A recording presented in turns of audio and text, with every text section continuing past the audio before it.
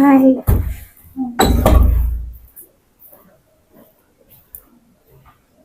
Una feel aje?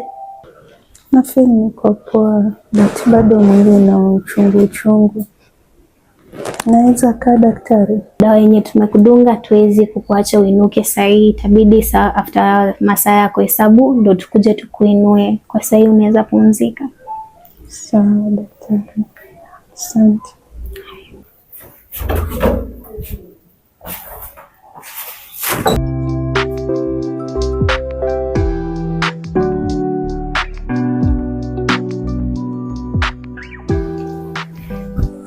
Hello babe.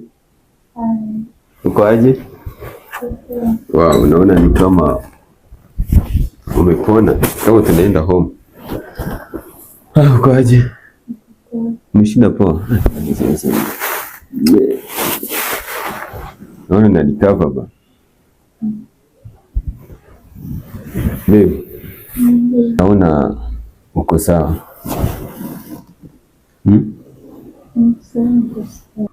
Tushukuru Mungu. Sasa baby, umetoka na hapo, nimeonana na daktari, aliniambia unaendelea kupona. Soon utatoka hapa.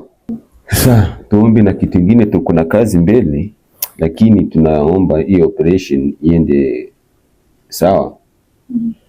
Unajua na ule daktari wa macho tulikuwa tumeshaongea na yeye, pia aliniambia so itabidi sasa na wewe pia upone haraka.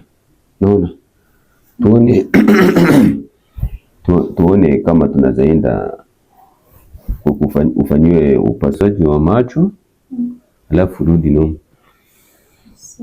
alafu tupange na kitu kingine vile tutafanya wedding. Sasa baby,